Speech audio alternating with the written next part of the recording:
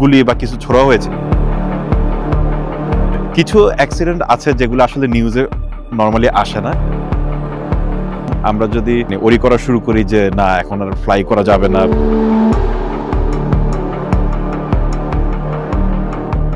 2024 সালের শেষটা এভিয়েশন ইন্ডাস্ট্রির জন্য আসলে খুব একটা ভালো ছিল না। এর মধ্যে বড় ধরনের কয়েকটা অ্যাক্সিডেন্ট হয়ে যায়। তো এটা নিয়ে সোশ্যাল মিডিয়া আসলে অনেক ভিডিও আসছে যে এখানে অ্যাক্সিডেন্ট হয়েছে, ওই দেশে অ্যাক্সিডেন্ট হয়েছে, এবং 737 নিয়ে অনেক কথা হচ্ছে। আমি একটু এক্সপ্লেন করতে যাই আসলে কোন অ্যাক্সিডেন্টগুলো আসলে কোনো বড় ধরনের অ্যাক্সিডেন্ট আর কোন অ্যাক্সিডেন্টগুলো আসলে অত বড় ধরনের অ্যাক্সিডেন্ট না যেটা সচরাচর হয় এভিয়েশন ইন্ডাস্ট্রির মধ্যে। কিছু অ্যাক্সিডেন্ট আছে যেগুলো আসলে নিউজে নর্মালি আসে না, সেই অ্যাক্সিডেন্টগুলো সম্বন্ধে আসলে আমরা জানিও না, যেহেতু এখন কয়েকটি বড় ধরনের অ্যাক্সিডেন্ট হয়ে গেছে। এই কারণে যত ধরনের ছোটখাটো অ্যাক্সিডেন্ট হোক আর বড় অ্যাক্সিডেন্ট হোক সবই কিন্তু আমাদের সামনে আসছে। আমি এই ভিডিওটা করছি একটু এক্সপ্লেন করার জন্য আসলে কোন প্লেনগুলো ক্র্যাশ করছে বেশি, এগুলোর পিছনে কারণটা কি নিয়ে আমাদের ওরি করা উচিত, কি নিয়ে আমাদের ওরি করা উচিত না। এবং অন টপ অফ দ্যাট আমি বলবো এভিয়েশন কিন্তু অনেক সেফ একটা মিডিয়াম অফ ট্রান্সপোর্টেশন। এভিয়েশনে আসলে যে পরিমাণ মানুষ প্রতিদিন যাতায়াত করে বা প্লেনে উঠে, তো সেই অনুপাতে যতজন মানুষ মৃত্যুবরণ করেন সেটার সংখ্যা কিন্তু খুবই কম। Still aviation is one of the most safest modes of transportation. আমি প্রথম যেটা দিয়ে শুরু করবো সেটা হচ্ছে কোরিয়ার যে অ্যাক্সিডেন্টটা, সেটা হচ্ছে জেজু এয়ারলাইন্স, এবং এটা কিন্তু বোয়িং 737-800 মডেল সম্পৃক্ত ছিল এই অ্যাক্সিডেন্টের মধ্যে। এটা খুবই মারাত্মক ছিল, পুরো এয়ারক্রাফটটা ধ্বংস হয়ে যায়। অ্যাক্সিডেন্ট আসলে কিভাবে হয় এর আগে আমি বলি। বোয়িং 737 যে প্লেনটা, বোয়িং 737-800 যে ভার্সনটা, এটা কিন্তু মোটামুটি ওয়ার্ল্ডের যত এয়ারলাইন্স চলাচল করে, যত এয়ারক্রাফট চলে কমার্শিয়াল এয়ারক্রাফটের মধ্যে 15% এয়ারক্রাফট হচ্ছে বোয়িং 737-800। আমার সৌভাগ্য হয়েছিল যে বোয়িং 737-800 নেক্সট জেনারেশন যে প্লেনটা, ওইটার যেটা ফার্স্ট ডেলিভারি, ওই ডেলিভারিতে ফ্লাই করার।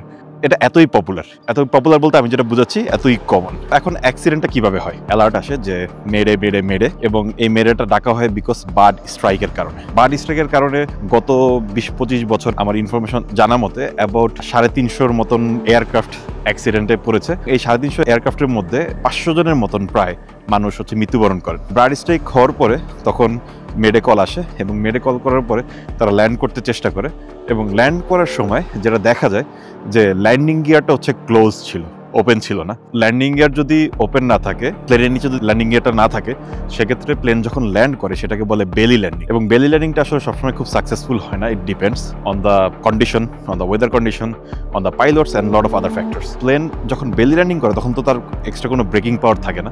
সেক্ষেত্রে এই প্লেনটা ডিরেক্টলি ওয়ালে গিয়ে, কংক্রিট ওয়ালে গিয়ে হিট করে, এবং সেখানে ফায়ার ওয়াল হয়ে যায়, এবং সেই কারণে অনেক মানুষ মারা যান। ওখানে 170 জন মানুষ মৃত্যুবরণ করেন এই ফ্লাইটে।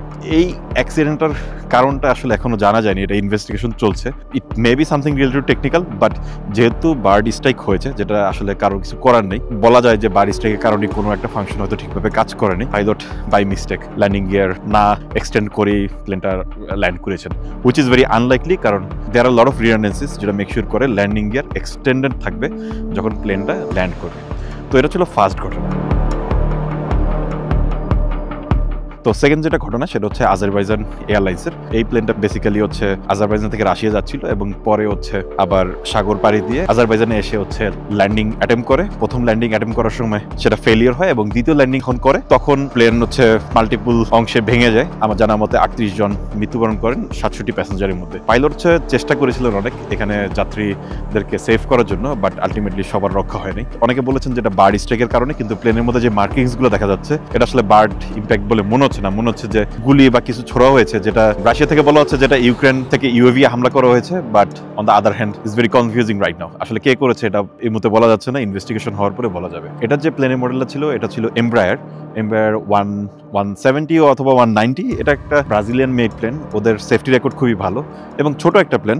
এই প্লেনেও আমার উঠার অভিজ্ঞতা হয়েছিল, এবং এই ফ্লাইটগুলোর মধ্যে আসলে প্যাসেঞ্জাররা 2x2 সিট কনফিগারেশনে বসে। তার মানে ডানে যদি 2টা সিট থাকে, বামেও 2টা সিট। সো অনেকটা ছোট প্লেন, বাট ওদের সেফটি এবং হিস্ট্রি কিন্তু ভালো। এই প্লেনের মধ্যে এমন কোনো স্পেসিফিক প্রবলেম নাই যেই প্রবলেমের কারণে বারবার অ্যাক্সিডেন্ট হয়েছে বা কিছু। Based on the information we have right now, মনে হচ্ছে যে এই প্লেনটা হয়তো কারো দ্বারা অ্যাট্রাক্ট হয়েছিল, এবং এই কারণে প্লেনের হাইড্রোলিক সিস্টেমগুলো কাজ করে নাই, এবং সেই কারণে সে সাকসেসফুলি ল্যান্ডিংটা করতে পারে। এটা দ্বিতীয় ঘটনা। আসলে এই দুটাই সবচেয়ে বড় ঘটনা ছিল, বাকি যে ঘটনাগুলো আছে ওগুলো তো বড় কোনো ঘটনা না। এর মধ্যে যেটা তৃতীয় ঘটনা বলবো সেটা কানাডাতে হয়। কানাডা সেন্ট জনস থেকে হ্যালিফ্যাক্সের যে ফ্লাইট রুট, এই রুটে হচ্ছে প্লেনটি ফ্লাই করছিল। সেটা হচ্ছে বোম্বার্ডিয়ার -8। বোম্বার্ডিয়ার -8 খুবই কমন একটা প্লেন, এগেইন এটা বাংলাদেশেও আছে, বিমান বাংলাদেশ এয়ারলাইন্স বা অন্যান্য ছোটখাটো এয়ারলাইন্সগুলোর। -8 এর হচ্ছে টার্বোপ্রপ প্লেন, তার মানে হচ্ছে প্লেনের পাখাগুলো বাইরে থেকে দেখা যায়, ফ্যান থাকে, নট টার্বোজেট। সেই ফ্লাইটটা যখন ল্যান্ড করে ওটার এক পাশের ল্যান্ডিং গিয়ার হচ্ছে কলাপস করে, এবং কলাপস করার পরে ওখানে হচ্ছে ফ্লেম আউট হয়। এখানে কেউ মারা যান নেই, হুইচ ইজ গুড নিউজ। এরকম ঘটনা আমি বলবো মোরলেস দুনিয়ার বিভিন্ন জায়গায় বিভিন্ন সময় ঘটে থাকে, এটা নিয়ে খুব বেশি শঙ্কা করার কোনো কারণ নেই। এটা ছিল 3 নম্বর ঘটনা।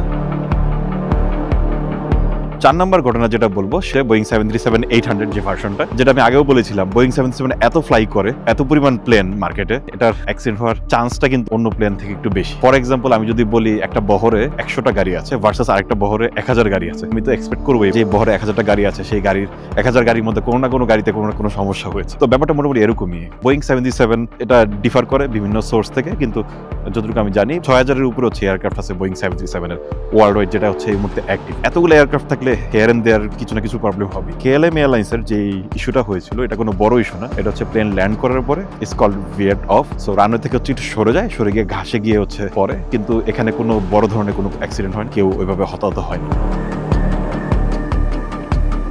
এবং 5 নাম্বার যে স্টোরিটা আসলে একটা ছোট প্লেন ছিল, প্রাইভেট প্লেন, এটা হচ্ছে ইউএইতে একটা প্রাইভেট ফ্লাইং ক্লাব আছে, ওই ক্লাবের থেকে হচ্ছে এই প্লেনটা নেওয়া হয়েছিল, এবং ওখান থেকে প্লেনটা একটা সিনিক ট্রিপে যাচ্ছিল একটা ফ্যামিলিকে নিয়ে। এটা কোনো কমার্শিয়াল ফ্লাইট ছিল না। ফ্যামিলিকে ফ্লাই করার সময় এটা অ্যাক্সিডেন্ট করে, এবং এটার কারণটা এখন কিছুই জানা যায়নি যে কি কারণে এটা হয়েছে, বাট এই অ্যাক্সিডেন্টে 2 জন মানুষ মারা যায়। যেটা আমি সামারি বলবো, এই 5টা ঘটনা থেকে এক একটা ঘটনার বৈশিষ্ট্য কিন্তু এক এক রকম। আমরা যদি ওরি করা শুরু করি যে না এখন আর ফ্লাই করা যাবে না, বা এখন ফ্লাই করাটা কোনো ভালো মোমেন্ট না, I don't think you need to think about that. এক একটা ঘটনা এক এক রকম কারণ ছিল এই কারণে, but always it's good to know the stuffs, like প্লেনের মধ্যে কোথায় বসলে ইউ আর কম্পারেটিভলি সেফার, প্লেনে উঠার পরে you is better always to have the seat belt, because accident বা টার্বুলেন্স যে কোনো সময় হতে পারে। এই ধরনের প্রিকশন নেওয়া সবসময় ভালো, এটা শুধু এয়ারক্রাফটের জন্য না, যে কোনো ট্রান্সপোর্টেশনের জন্য। আজকের জন্য এতটুকুই। Hope that was helpful, and then ইনফরমেশনগুলো হয়তো আপনার ইন ফিউচার যে ফ্লাইটগুলো আছে এগুলো ফ্লাইটের অ্যাংজাইটি কমাতে হেল্প করবে। So that's all, and thank you so much, and thanks for watching.